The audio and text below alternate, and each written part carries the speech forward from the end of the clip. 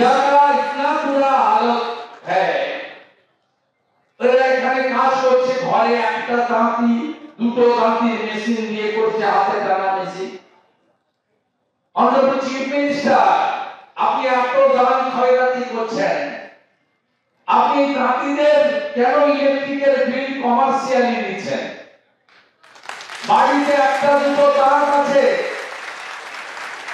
State গভর্নমেন্টকে request করছি, I would like to request to the state government, Honorable Chief Minister, please consider it. Why are you taking this type of amount? আপনি এত টাকা দিচ্ছেন কেন commercial electric bill? চাকরি তো দিতে পারছেন না। 55 লক্ষ লোক তো বাংলা থেকে বাইরে রাজ্যে চলে গেছে, 2 কোটি বেকার। আপনি দয়া করে ডোমেস্টিক বিল নিন, কমার্শিয়াল বিল নেবেন না। থার্ড পয়েন্ট হচ্ছে আপনি কাপড়গুলোদের কাছ থেকে কিনুন। ফোর্থ পয়েন্ট হচ্ছে আপনার স্টেট গভর্নমেন্টের যে তাঁতি সাথী প্রোগ্রাম, তাতে এত নিম্নমানের তাঁত দিচ্ছেন কেন?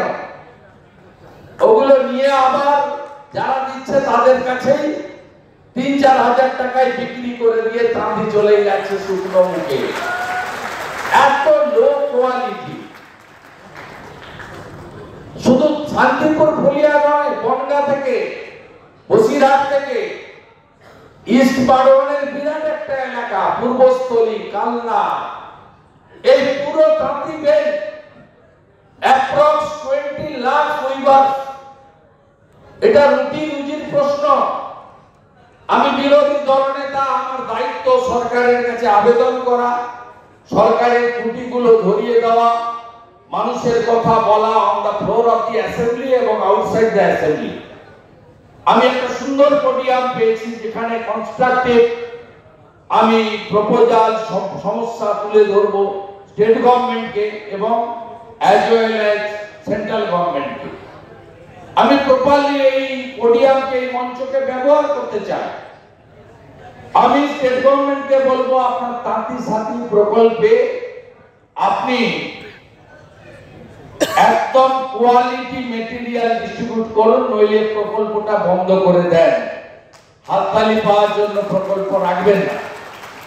বড় বাজারের কয়েকজন মহাজন যা খুশি দামে র মেটেরিয়াল নেবে, এটাও ভাবতে হবে। আমাদের তাঁতিরা খুব কষ্টে আছে। এই বিষয়গুলো আমি আপনাদের কাছে তুলে ধরলাম। আমি অনারেবল মিনিস্টারের কাছে সেন্ট্রাল গভর্নমেंटेর জন্য 2-1 प्रपोजल देव। बांग्लादेश से जो एक्सपोर्ट हो रहा है, जो इंपोर्ट हो रहा है, खास करके हमारी साड़ी, उसके ऊपर थोड़ा रेस्ट्रिक्शन आपको होना चाहिए। मोदी जी का सरकार शुगर के ऊपर रेस्ट्रिक्शन किया, ओनियन के ऊपर रेस्ट्रिक्शन किया, इसमें भी होना चाहिए। वहां का इतना तांत का साड़ी यहाँ आ रहा है, हमारा जो वीवर्स है they are losing. Madam Bina madam और honourable minister please consider it. आप लोग बहुत काम किया है हमारे गन्ना चाषी के लिए, किया है शुगर इंडस्ट्री के लिए, शुगर फार्मर्स के लिए, ओनियन फार्मर्स के लिए और आम आदमी के लिए किया है, ये होना चाहिए। और एक तो बंकिम घोष जी ने बताया, जगन्नाथ सरकार जी ने बताया, हमारा स्टेट में सेंट्रल गवर्नमेंट का कोई प्रोजेक्ट नहीं चल रहा है। जैसे कोल्लानी एम्स मोदी जी ने दिया है बगल में, इसमें आयुष्मान भारत नहीं कार्ड का नहीं चलता। एक बंगाल सरकार में नहीं चलता, दिल्ली में नहीं चलता। ये छोड़ दीजिए, आपका डिपार्टमेंट भी नहीं है और शेयर है 60% फ्रॉम सेंट्रल, 40% फ्रॉम स्टेट। लेकिन मोदी जी ने बहुत बड़ा काम किया आर्टिजन के लिए, विश्वकर्मा योजना।